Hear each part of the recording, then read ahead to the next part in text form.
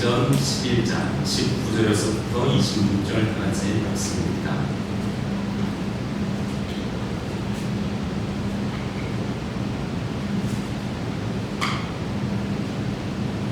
사도행전 11장 19절에서부터 26절까지의 말씀입니다.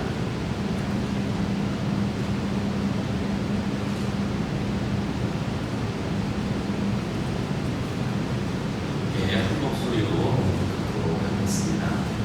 그때에 스데반의 일로 일어난 환난으로 말미암아 흩어진 자들이 베니게와 구로와 안디옥까지 이르러 유대인에게만 말씀을 전하는데 그중 구로와 그의 몇 사람이 안디옥에 이르러 헬라에게도 말하여 주 예수를 전파하니 주의 손이 그들과 함께 하심에 수많은 사람들이 믿고 주께 돌아오나 예루살렘 교회가 이 사람들의 소문을 듣고 바나바를 안디옥까지 보내니 그가 이르러 하나님의 은혜를 보고 기뻐하여 모든 사람에게 굳건한 마음으로 주와 함께 머물러 있으라 하나니 바나바는 착한 사람이요 성령과 믿음이 충만한 사람이나 이에 큰 무리가 주께 구하여 제가 바나바가 사울을 찾으러 다소에 가서 만남에 안디옥에 데리고 와서 둘이 교회에 1년간 모여 있어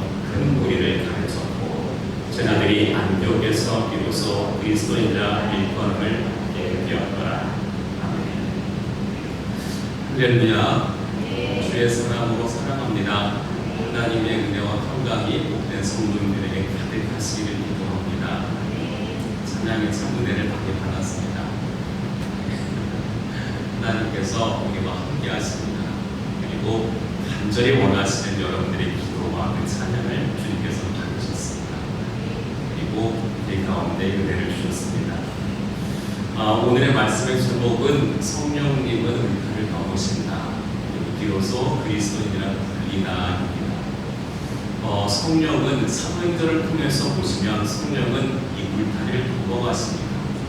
우리의 인식의 한계와 우리의 문화적 모든 한계들을 서서히 그리고 완벽하게 깨나가시는 것을 볼 수 있습니다. 우리가 마지막에 제가 설교했을 때 보았던 것도 바로 베드로의 모습입니다.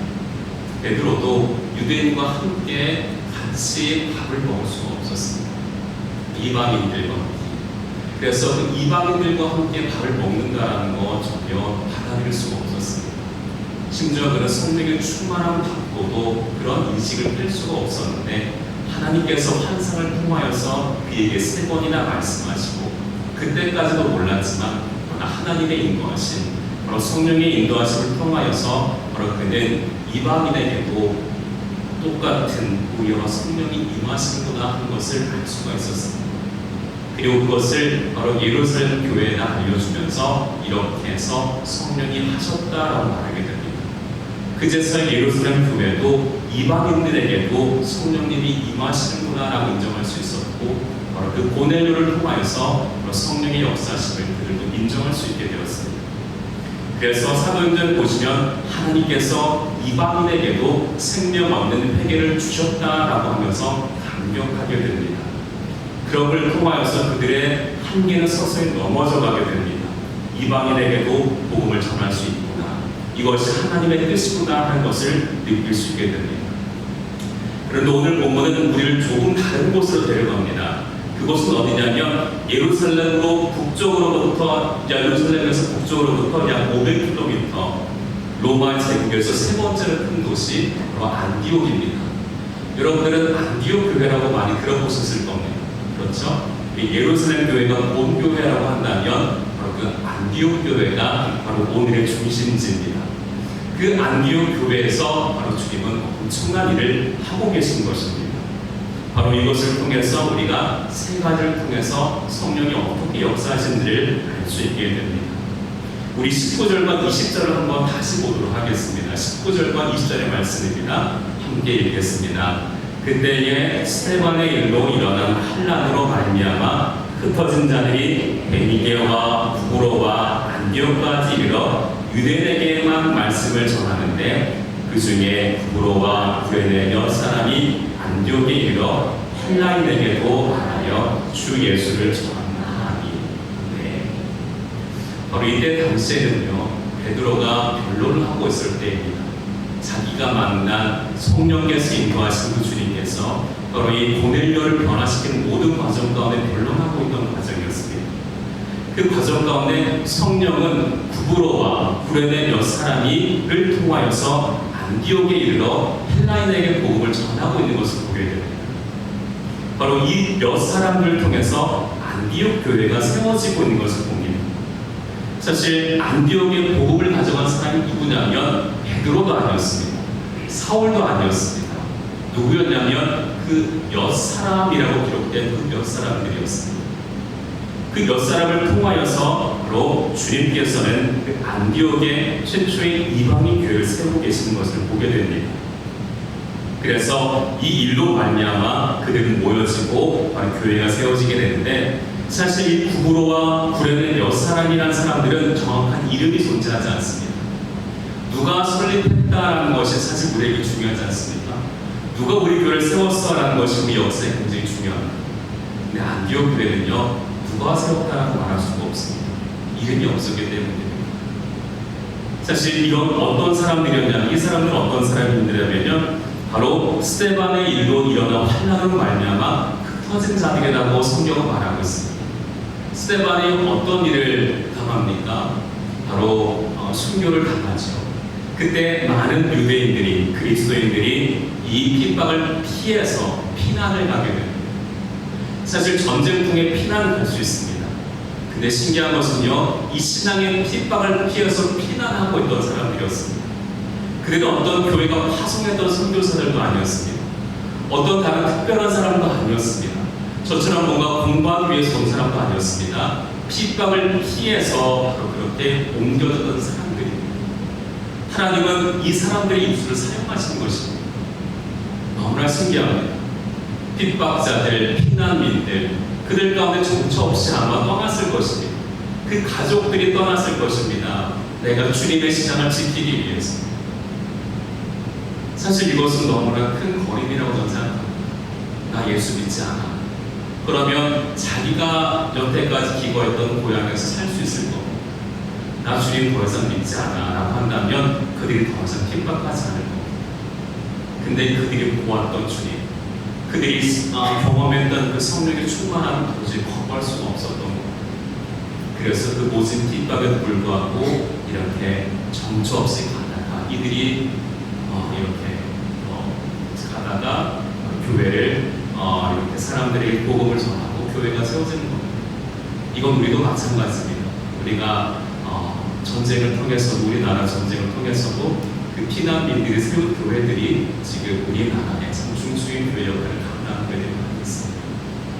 주님은 이렇게 하신 것입니다. 그래서 21절의 모든 일의 비밀을 알려주십니다. 21절에 보시면 주의 손이 그들과 함께 하심에 수많은 사람들이 믿고로 주께로 돌아오더라 라고 말씀합니다. 그들은 이름이 없습니다. 기록되지 않았기 때문입니다. 그러나 그들 가운데 주의 손이 함께 하셨기 때문에 수많은 사람들이 믿고 주께 돌아온 역사가 세워지게 된 겁니다. 바로 주의 손이 그만큼 위대합니다. 우리 전도사님께서 말씀하셨을 때 주의 손을 말씀하셨는데 저도 깜짝 놀랐습니다. 오늘 본문의 내용인데 주의 손이 함께 하셨을 때에 바로 놀라운 역사가 일어나게 됩니다. 그 손을 의지하는 겁니다. 내 능력이 아니라 주의 손을 의지하는 겁니다. 예수 믿으세요 라고 이야기하는 것들, 바로 주의 손을 의지하는 행동들입니다. 하나님 너를 진정한 사랑해 라고 얘기하는 것도 바로 주의 손을 의지하는 행위가 됩니다. 나는 선포하지만 그 이후에 하나님의 손이 일하시기 때문입니다. 하나님의 위로가 그 사람들에게 임하기 때문입니다. 저도 마찬가지입니다. 저도 학교에서 어떤 학생들을 위로합니다. 근데 그 위로하는 말이 정말 유창한 영어가 아닙니다.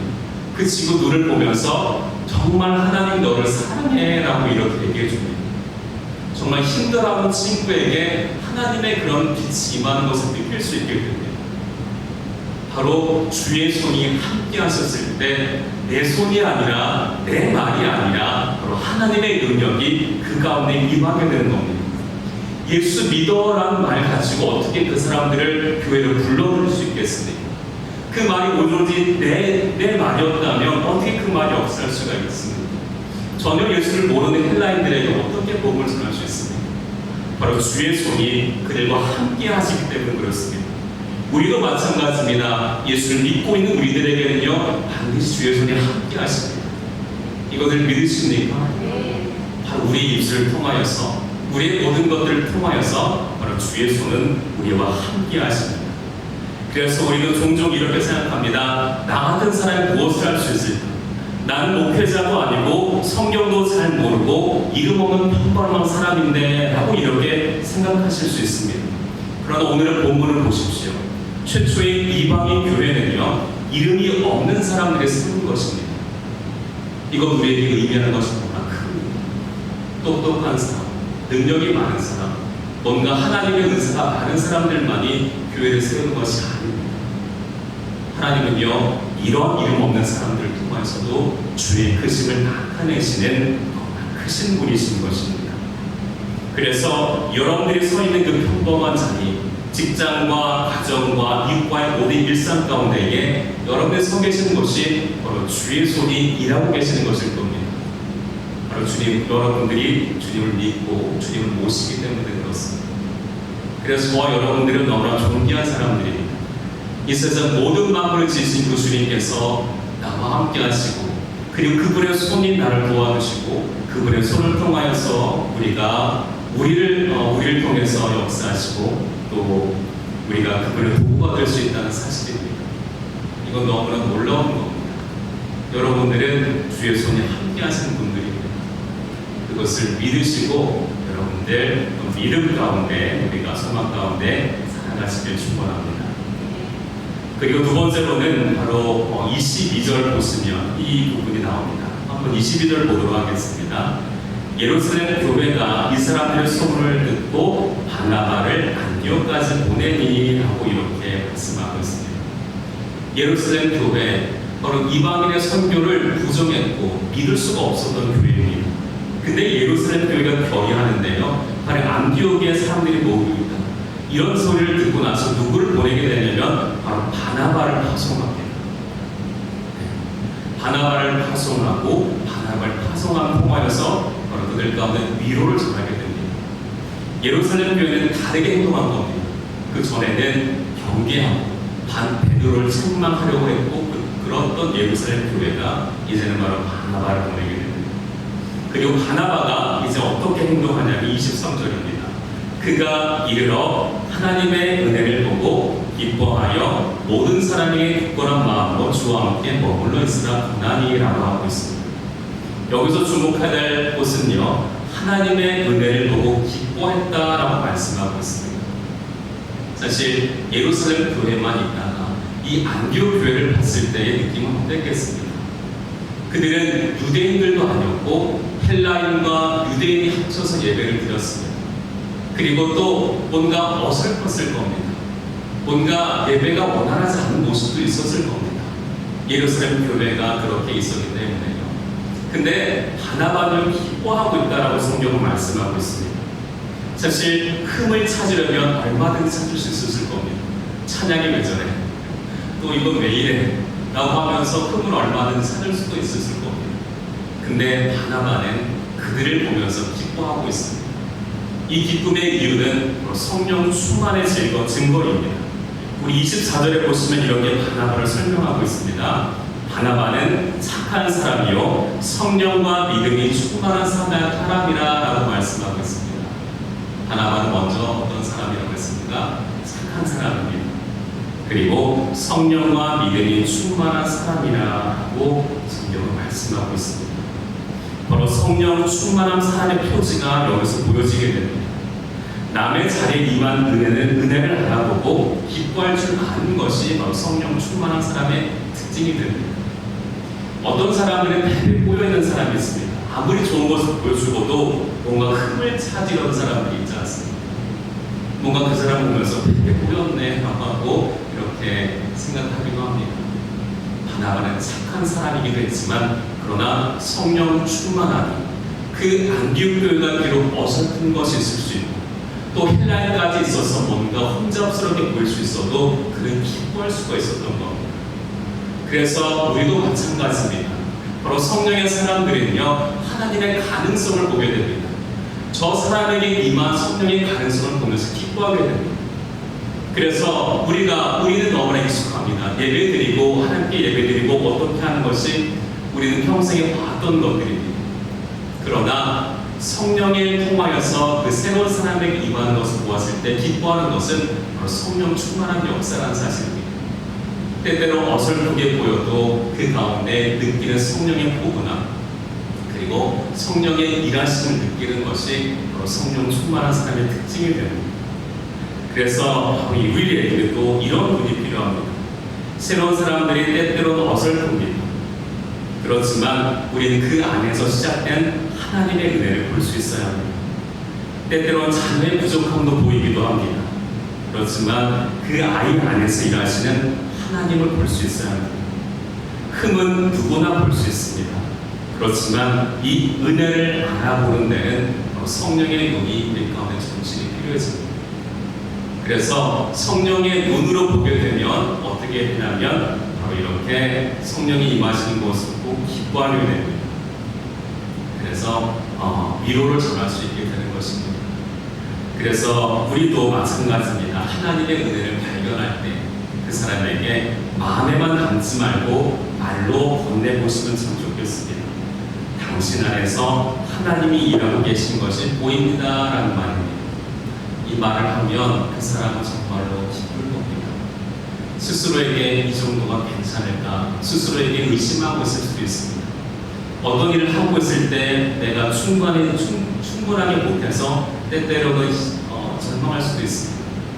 그러나 하나님의 사람들은 그에게 위로할 수 있습니다. 괜찮아, 할 수 있어. 너 잘할 수 있을 거야. 하나님이 함께 하시기 때문에 잘할 수 있을 거야 라고 이렇게 위로해 주는 겁니다. 바나바의 이름의 뜻은 바로 위로의 사람이라는 뜻입니다. 그는 정말로 이 역할을 감당하고 잘했습니다. 그래서 이렇게 그 헬라인들이 많이 모여있는 사람들에게 너희 잘하고 있어. 하나님께서 함께하고 있어 라고 이렇게 그 한마디가 얼마나 그들에게 위로가 되겠습니까? 예루살렘 본교회에서 왔던 그 사역자가 와서 인정해 주는 겁니다. 이거는요 정말 천군만마를 얻었다라는 생각도 들을 수 있을 겁니다. 우리가 좀 부족한데, 우리가 조금 뭔가 예루살렘 교회에 왔을 때 우리 책망하면 어떡하지? 라고 이렇게 하고 있는데 바나바는 와서 활짝 웃으면서 그들을 인정해 줍니다. 이건 바로 천국의 모습과도 같습니다. 우리가 주님 만날 때, 그날 되었을 때 이렇게 우리를 인정해 주실 겁니다. 환하게 우리를 반겨주시고 환하게 너희를 수고했다라고 하시면서 우리를 인정해 주실 겁니다. 바로 그날에 우리 될 건데 지금도 마찬가지로 바로 바나바를 통해서 이 천국이 완성되고 있는 것입니다. 그래서 우리는 언제든지 기뻐할 수 있습니다. 왜냐하면 우리는 누구에게 위로를 줄 수 있기 때문입니다. 그리고 또한 우리를 통해서 주의 손이 동행하기 때문에 그렇습니다. 그래서 우리의 입술은 남들을 세워줄 수 있습니다. 너 잘할 수 있어. 너 더 잘 하나님의 사람으로 훌륭하게 성장할 수 있어 라고 이렇게 축복해 주는 겁니다. 그러면은 그들이 더 잘할 겁니다. 그래서 헬라인 그리고 이 유대인과 헬라인 모인 이 그룹 가운데서 하나님의 충만한 기쁨을 그들 가운데 누리고 기뻐했을 겁니다. 그리고 25절과 26절에 보시면 또 우리가 기억해야 될 것이 있습니다. 함께 읽어보겠습니다. 바나바가 사울을 찾으러 다소에 가서 만남에 안디옥에 데리고 와서 둘이 교회에 1년간 모여 큰 무리를 가르쳤고 라고 말씀합니다. 여기서 바나바가 사울을 찾으러 다소에 갔다라고 말씀합니다. 사실 우리가 아는 것은 사도 바울은 엄청난 사역자이지 않습니까? 우리 신약시대를 대표하는 엄청난 사역자입니다. 그의 복음 때문에 바로 지금 우리도 예수를 믿고 있는 걸 겁니다. 근데 여기서 보시면 이 사울이 어떻게 세워지게 되냐면 바로 바나바를 통해서 세워집니다. 사울이 다소에 갔는데 다소는 바로 사울의 고향입니다. 다메섹에서 예수님 만나지 않습니까? 그리고 나서 폭발적으로 그때부터 하나님의 사역을 감당했을 거로 생각합니다. 그렇지 않습니다.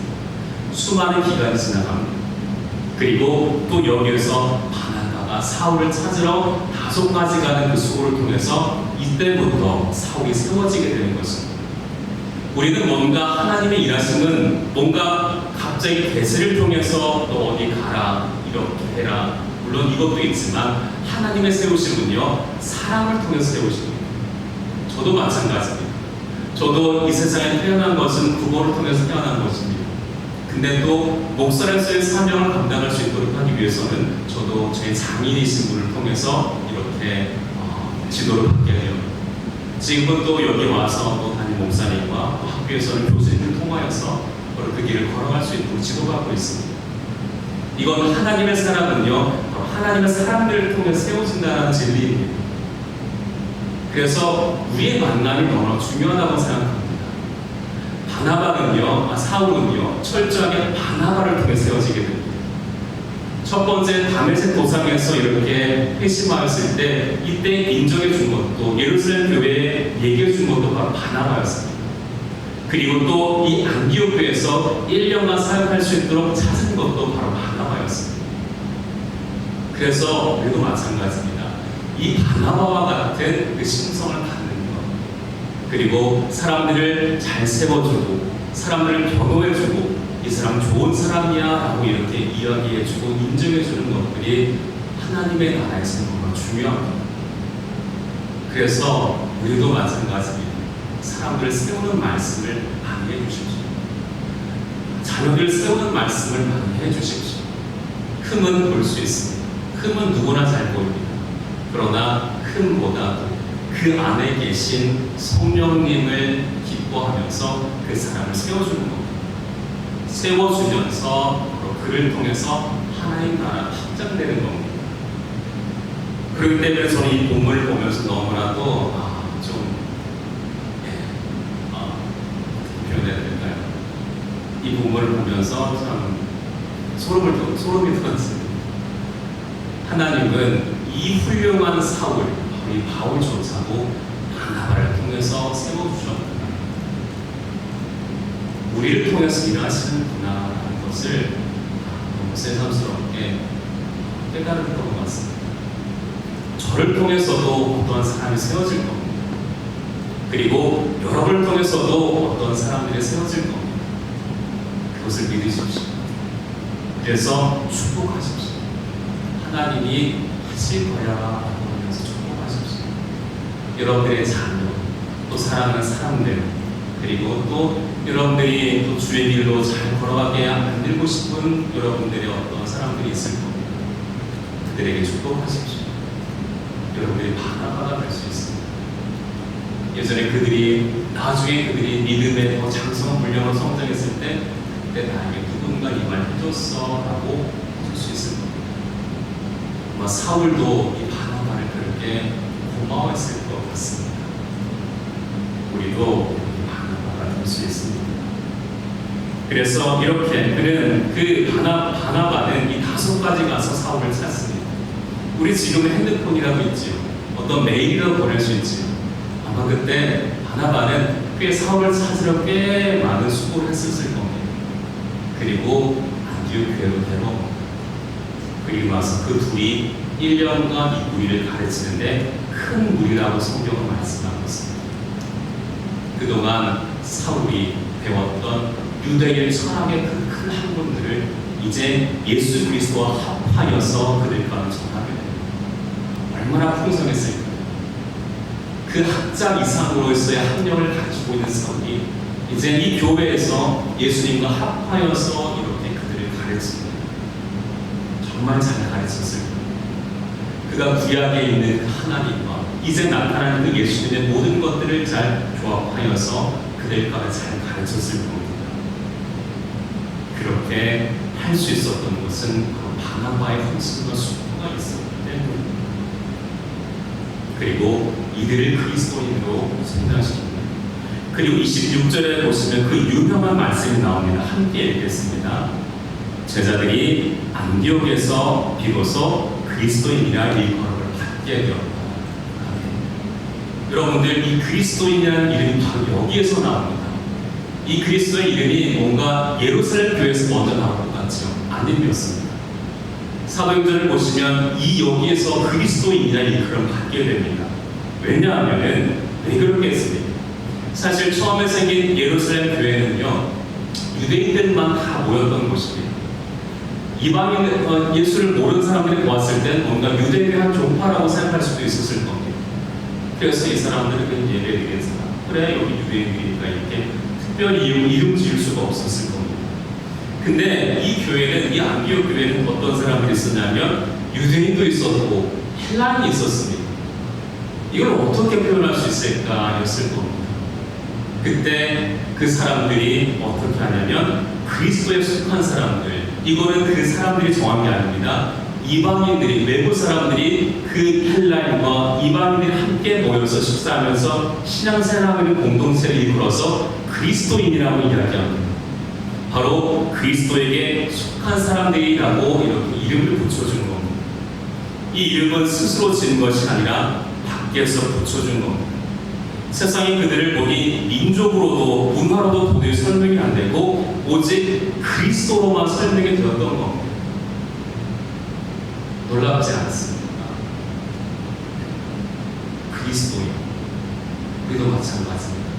저도 학교에서 공부하고 있을 때는 아프리카인도 있고 미국인들이 있고 다 많습니다. 아시아인들도 있고. 근데 하나가 되는 것은 바로 예배드릴 때, 그리고 또 함께 공부했을 때 자기가 만난 성령님을 이야기했을 때 하나됨을 느낄 수 있습니다. 다 다릅니다. 민족도 다르고 문화도 다르고 뭔가 다 다릅니다. 근데 우리가 바라고 있는 것이 오직 성령이고 오직 하나님 한 분이랄 때에 우리가 하나구나라는 것을 느끼게 됩니다. 이건 정말 놀라운 겁니다. 우리는 하나입니다. 예수님을 통하여서 하나가 될 수 있습니다. 우리가 펄서 순복음 성교회에 나와서 열심히 나오고 있다는 사실만으로 하나가 되는 것이 아닙니다. 찬양을 왜 그렇게 아름답게 하십니까? 왜 그렇게 열심히들 준비하십니까? 왜 이렇게 성령이 임하시길 간절히 구하십니까? 그 모든 것이 바로 예수님이 우리와 우리의 주인 되시기 때문에 그렇습니다. 그리스도가 바로 우리와 함께하고 있고 우리 교회 모든 존재의 목적이 바로 그리스도이기 때문입니다. 이방인들이 바로 이렇게 이들을 불렀던 겁니다. 그래서 우리도 이제 그 이름을 물려받은 것입니다. 그리스도인, 오늘 우리 자신에게 물어보면 좋겠습니다. 사람들이 나를 보면 무엇으로 설명할까 하고 이렇게 생각하십니다. 사람들이 나를 보면 무엇으로 나를 설명할까? 안디옥의 성도님들은 바로 삶이 그리스도를 보여주기 때문에 그 이름을 얻을 수 있었던 것입니다. 우리의 말과 식탁과 일상에서 그리스도가 조금이라도 보인다면 우리는 그 이름값을 하며 사는 겁니다. 거창한 일이 아니어도 됩니다. 이들은 헬라인과 함께 밥을 먹고 예배드리고 기뻐했을 뿐입니다. 근데 세상 사람들은 이것을 이해하지 못했기 때문입니다. 그런 작은 사랑과 배려들 우리도 할 수 있습니다. 저는 우리 교회에 와서 참 놀라웠던 것들이 있습니다. 뭐냐면 음식을 만드시고 서로 교제하고 이렇게 하는 것들이 억지로 보이지 않았어요. 그렇게 섬기려고 하시고 그렇게 격려하려고 하시고 그리고 정말 자기 자녀에게 밥을 준비하듯이 그런 모습들이 잘 지금은 보였거든요.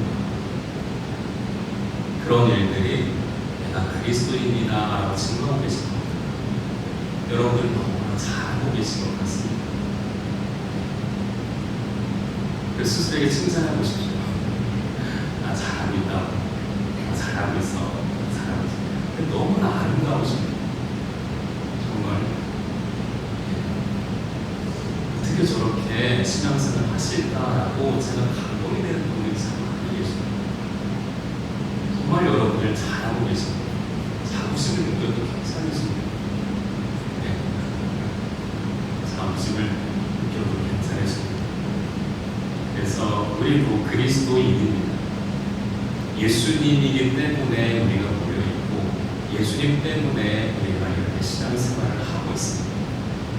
예수님 때문에